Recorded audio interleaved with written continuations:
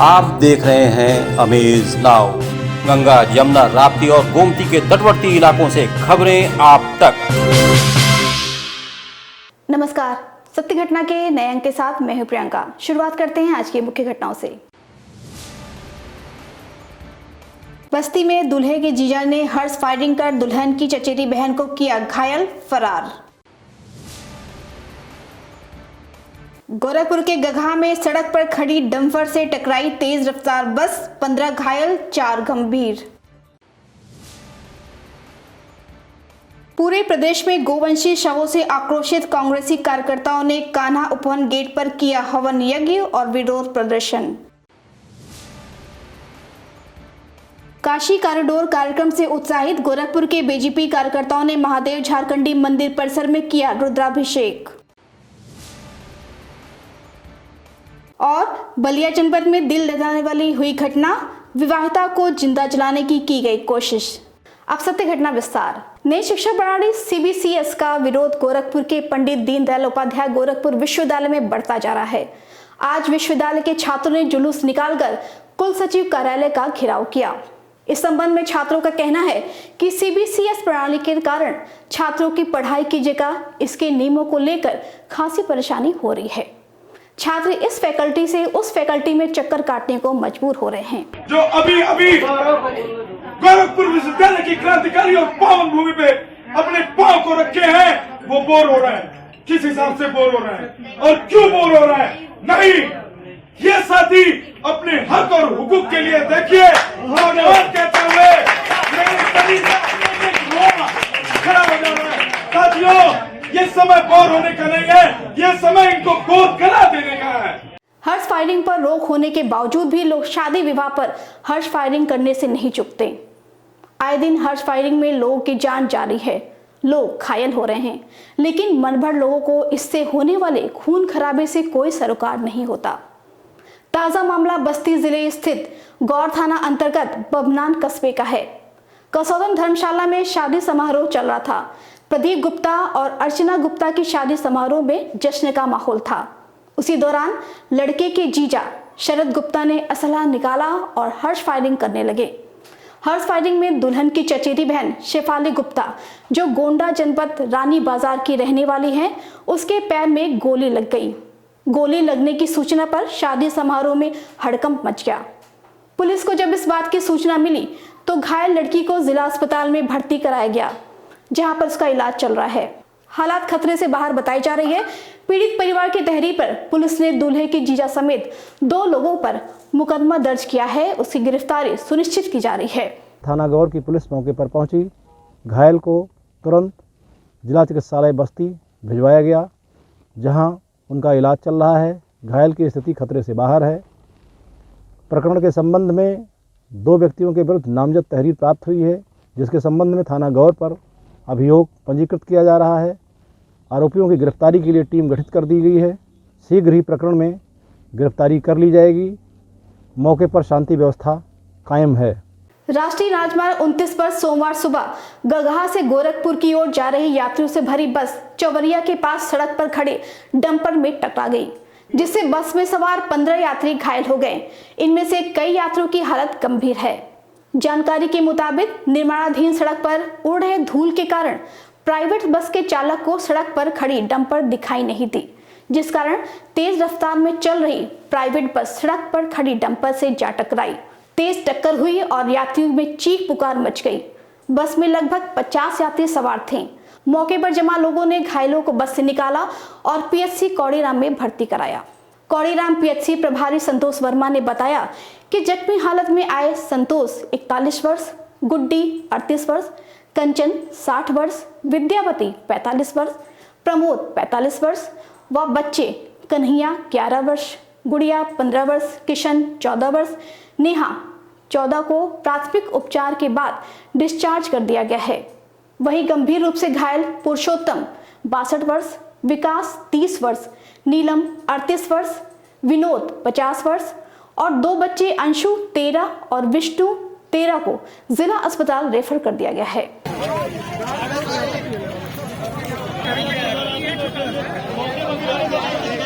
पिछले कुछ दिनों से पूरे प्रदेश के अलग अलग जिलों में हुए अब तक की अलग अलग घटनाओं में कई तालाब पोखरों में चौपाएं, खासकर गोवंशियों के शव मिलने की खबर से जहां जिला प्रशासन हस्तप्रद है, वहीं आज पूरे प्रदेश में कांग्रेस पार्टी के कार्यकर्ताओं द्वारा विरोध प्रदर्शन किया गया। गोरखपुर जनपद में जिला अध्यक्ष निर्मला पासवान के नेतृत्व में कांग्रेसी कार्यकर्ताओं ने सब्जी मंडी के पीछे स्थित कान्हा उपवन गेट पर पहले विरोध प्रदर्शन और फिर हवन यज्ञ भी किया। कांग्रेसियों का मानना है कि गोवंश और मंदिर पर राजनीति करने वाले भारतीय जनता पार्टी की सरकार में पशुओं की यह स्थिति बदतर और दयनीय है।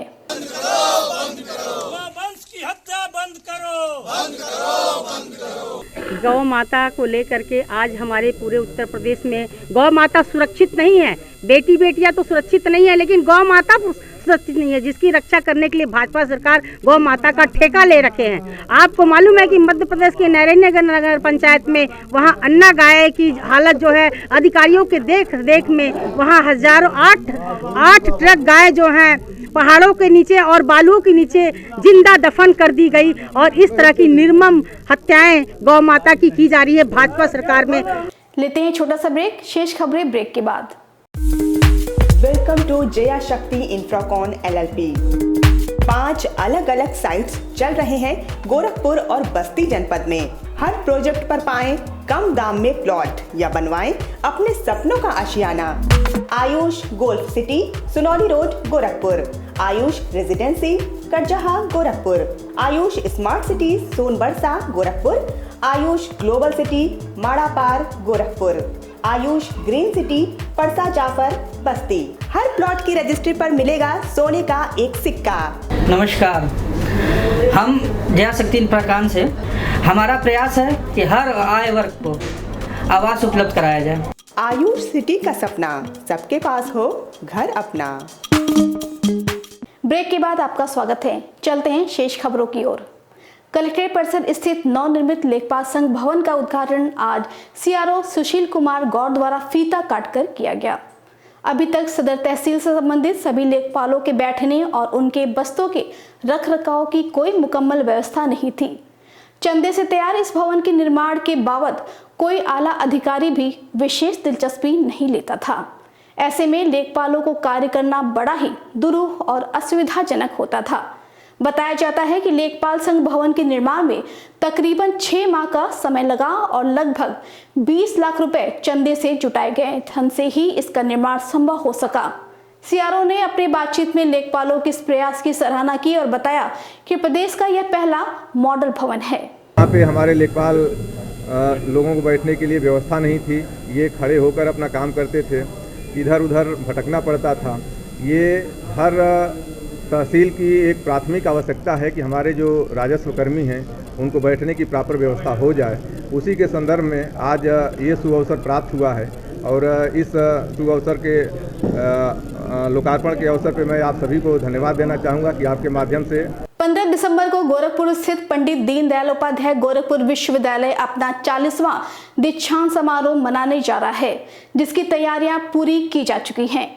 कुलपति प्रोफेसर राजेश सिंह ने बताया कि दीक्षांत समारोह में मुख्य अतिथि के रूप में एनिमल साइंस एंड पूर्व chairman agriculture recruitment scientist board के सदस्य प्रोफेसर AK श्रीवास्तव होंगे, जबकि कार्यक्रम की अध्यक्षता कुलाधिपति आनंदीबेन पटेल द्वारा की जाएगी। इस दौरान सत्र 2020 और 2021 की स्नातक और परास्नातक में सर्वाधिक अंक पाने वाले 45 मेधावी छात्र छात्राओं को कुलाधिपति महोदय द्वारा सम्मानित किया जाएगा। सबसे पहले PhD में 35 शोधार्थियों को डिग्रियां दी जाएगी, जिसमें 9 छात्राएं हैं और 26 छात्र हैं। तो PhD में लगभग 26% छात्राएं हैं और 74% छात्र हैं। मेडल 45 मेडल दिए जा रहे हैं, जो रेगुलर मेडल हैं, और 76 हैं डोनर के। डोनर मतलब लगभग 121 हो गए। मदन मोहन मालवीय प्रौद्योगिकी विश्वविद्यालय का दीक्षांत समारोह 15 दिसंबर को आयोजित किया जाएगा। इस बात की जानकारी MMUT के कुलपति प्रोफेसर JP पांडे ने दी। उन्होंने कहा कि कार्यक्रम में 1174 बच्चों को डिग्रियां दी जाएंगी और 36 बच्चों को गोल्ड मेडल दिए जाएंगे। दीक्षांत समारोह हमारा 15 दिसंबर को 1:30 बजे से प्रारंभ होगा और ये 2 घंटे के करीब कार्यक्रम चलेगा। इनमें 1174 बच्चों को हम लोगों को डिग्रियां देनी है और 36 गोल्ड मेडल और हम लोगों को मेडल देने हैं छात्रों को इस कार्यक्रम में। इस कार्यक्रम जो दीक्षांत समारोह की अध्यक्षता माननीय कुलाधिपति महोदया द्वारा किया जाएगा। इसके मुख्य अतिथि प्रोफेसर प्रेमव्रत हैं जो बीओजी के चेयरमैन हैं आईआईटी मंडी के और आईआईटी आईएमएस धनबाद के। यूपी के बलिया जनपद में फेफना थाना अंतर्गत कपूरी नारायणपुर गांव से एक दिल दहलाने वाला मामला सामने आया है, जहां एक विवाहिता महिला के शरीर पर ज्वलंत पदार्थ डालकर उसे जिंदा जलाकर मारने का आरोप महिला के सास ससुर और पति पर लगा रहे हैं। महिला की हालत नाजुक है, महिला बुरी तरह से झुलस चुकी है। महिला का दूसरे जनपद में उपचार चल रहा है। बुरी तरह से झुलसी महिला की माने तो उसके पति और सास ससुर ने पेट्रोल डालकर उसे जलाया है। कैसे लोग जरेले बा? पेट्रोल से जरेले बा लोग कि किरासन तेल रहे? पेट्रोल से के रहे?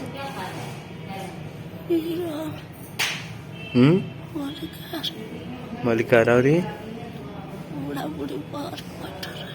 बूढ़ा बूढ़ी और लड़का फैका ना रल केहू न रहल, बस बूढ़ा बूढ़ी मलिकार। वहीं मौत से लड़ रही पीड़िता की बेटी की माने तो मां को उसके पापा और दादा दादी ने मिलकर एक कमरे में बंद करके जला दिया। दादी और बाबा ना और पापा मिलकर दादी मम्मी को जलाए हैं रूम में बंद करके। जी, इससे पहले मारते भी थे क्या हमको? हाँ, मारते थे। बेटी की ससुराल सूचना पर पहुंचे पिता ने मीडिया को बताया कि मेरी बेटी को 8 दिसंबर को ससुराल के लोगों ने जला दिया है। थाने में तहरीर दिया है लेकिन मुकदमा दर्ज नहीं किया गया। वहीं बीती रात पुनः थाने पर मुकदमा दर्ज कर कार्रवाई की बात कही गई है, लेकिन तहरीर में दिए गए 2 नामों को यह कहकर पुलिस ने निकाल दिया कि वे इस मामले में नहीं हैं। पीड़ित पिता ने गुहार लगाई है कि सभी आरोपियों को सजा मिले। हमारा लड़की के लोग जला दिया बा। जला दिया? हाँ। कब के किस तारीख को? 8 तारीख को। जी, तो क्या हुआ उसमें? उसमें हम लोग नाम दिया वो लोग को लिखे थाना पर। हाँ। दरोगा साहब हमको पहला दिन तो भिड़का दिया। क्या कहें दरोगा साहब? जाओ यहाँ से लड़की बयान कर दिया है। हाँ। इसके बाद हम लोग जैसे लौट आया। हाँ। फिर एक बाद 3-4 दिन के बाद हम 2 दिन के बाद फिर कोई यहाँ। हाँ। तो वहाँ के वहाँ के थी कोई लिखे हम नाव जरा दल बनी ओका नाम से 2 आदमी थी हटा दल बनी वहाँ के दरोगा। 2022 के चुनाव को देखते हुए अभी तक सबसे ज्यादा दलों का गठबंधन समाजवादी पार्टी के साथ हो चुका है।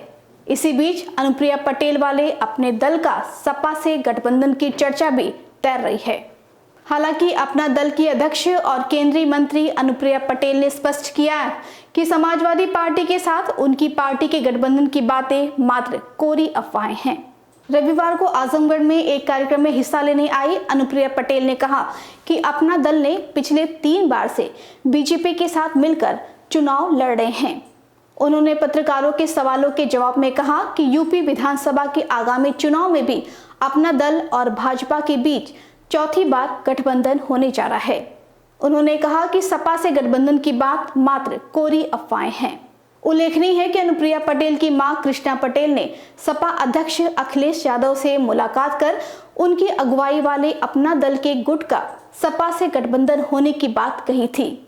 हालांकि अपना दल के दोनों गुट वैचारिक स्तर पर एक दूसरे के विरोधी हैं और अलग अलग चुनाव लड़ते हैं।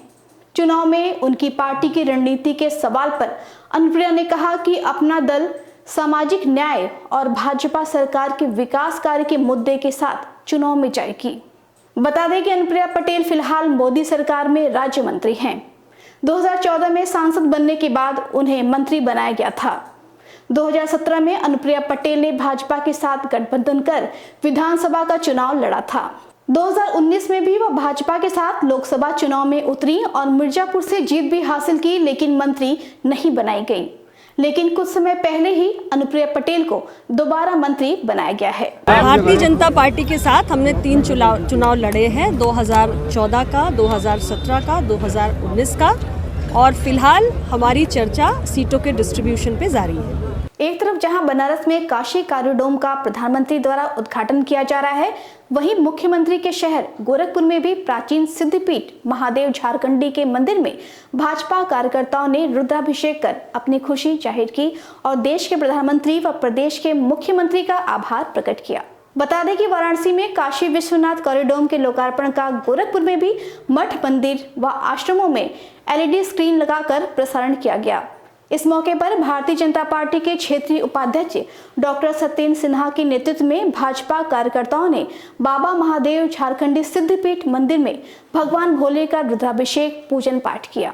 इस संबंध में मीडिया कर्मियों से बात करते हुए क्षेत्रीय उपाध्यक्ष डॉक्टर सत्येंद्र सिन्हा ने बताया कि गोरखपुर, बस्ती और आजमगढ़ मंडल के 10 जिलों के 4234 शक्ति केंद्रों पर यह कार्यक्रम आयोजित किया गया। शक्ति केंद्र की परिधि में आने वाले सभी धार्मिक स्थल सजाए गए हैं। सब लोगों के लिए बहुत ही गर्व का दिन है आज। पूरे देश के जो हिंदू हैं, हिंदू समाज हैं, उन सब के लिए गौरव का दिन है, क्योंकि हिंदू समाज में, सनातन धर्म में काशी का जो विश्वनाथ जी का जो मंदिर है वो बहुत ही भव्य और बहुत ही सिद्ध मंदिर माना जाता है। आपको पता है कि 17वीं शताब्दी में अहिल्याबाई होलकर जी ने जो है उसका जीर्णोद्धार किया था, लेकिन उसके बाद किसी ने भी उस अलौकिक चीज़ को ठीक करने का, पुनर्निर्माण करने का प्रयास नहीं किया।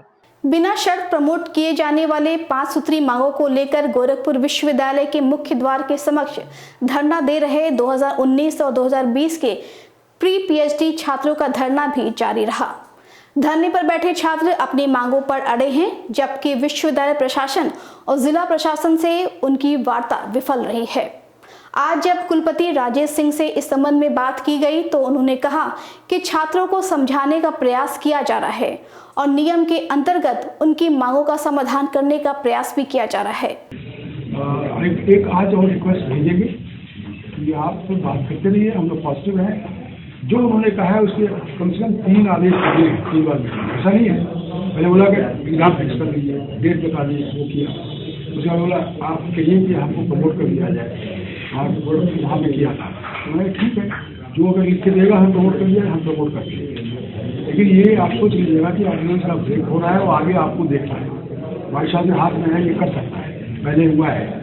ये चीज़ें आगे आने वाले दिनों में क्रेडिट बैंक,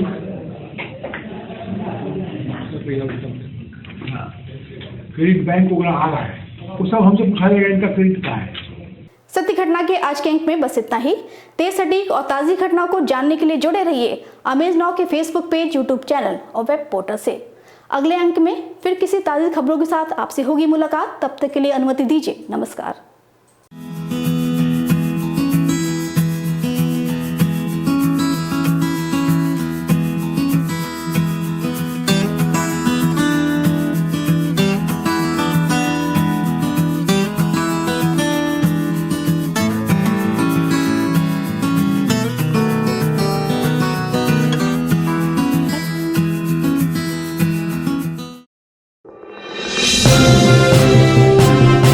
आप देख रहे हैं अमेज नाउ।